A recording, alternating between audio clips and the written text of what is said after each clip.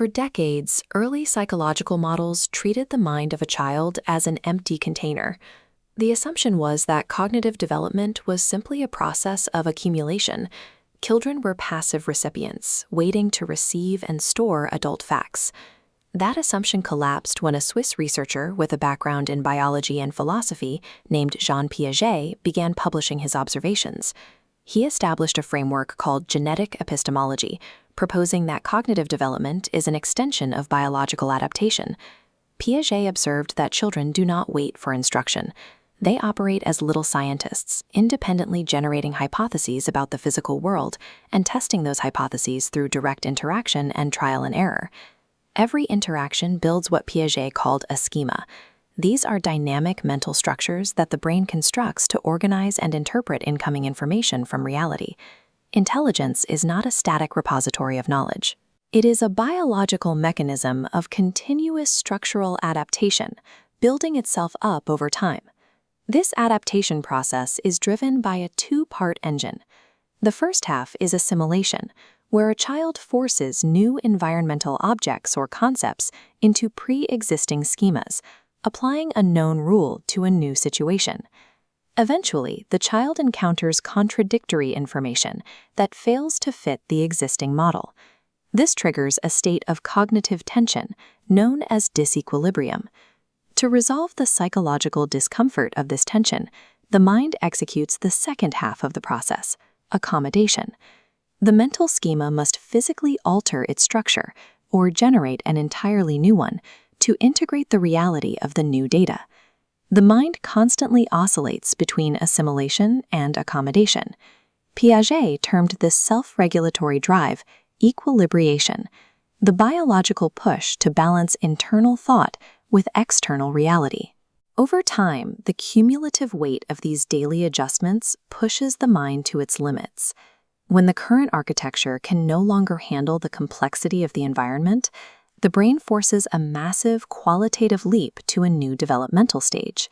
The first architectural framework is the sensory-motor stage, from birth to roughly 2 years of age. During this first period, an infant's entire intelligence is strictly bound to sensory perceptions and physical motor actions. The primary milestone of this stage is the construction of object permanence, the understanding that objects continue to exist even when they are no longer visible. To test the limits of this concept, Piaget used the A not B task on 10-month-old infants. In this setup, a toy is hidden under location A multiple times, and the infant successfully retrieves it. The toy is then visibly moved to location B in plain sight. Despite watching the displacement, the infant will stubbornly search location A again. The infant does not yet possess an independent internal representation of the object. For them, the existence of the toy is structurally tied to the physical motor action of searching for it. Between ages 2 and 7, children transition to the pre-operational stage. Here, they begin employing the semiotic function, gaining the ability to use internal symbols, like language and pretend play, to represent the external world.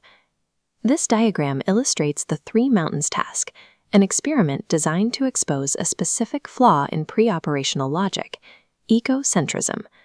A child is shown a model of 3 distinct mountains, with a doll placed on the opposite side.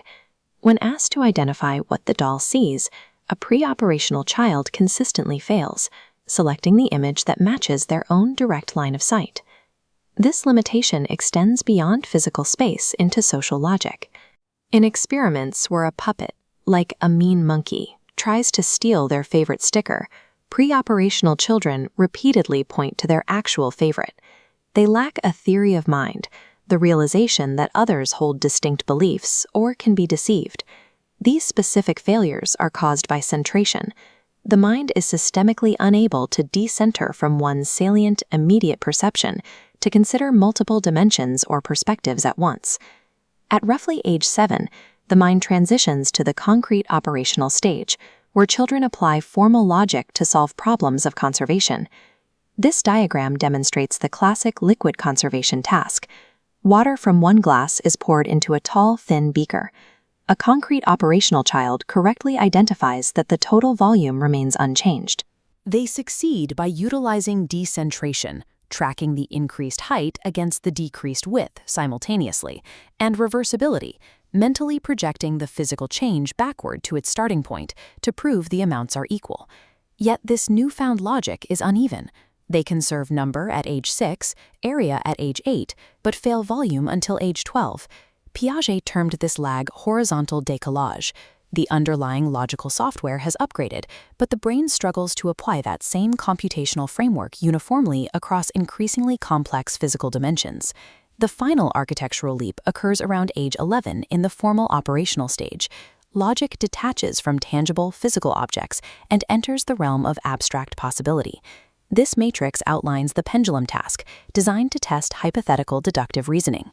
Adolescents are asked to determine which of 3 variables, string length, bob weight, or push strength, controls the speed of the swing. A concrete thinker approaches this haphazardly. A formal thinker operates systematically, holding 2 constants locked while isolating and testing a single variable across successive attempts to definitively prove causality. This final stage also introduces propositional logic. The adolescent can evaluate the validity of verbal statements and complex if-then scenarios without needing physical reference in front of them. The cognitive architecture has matured. Instead of operating strictly within the confines of what is, the mind can map and analyze the infinite possibilities of what if.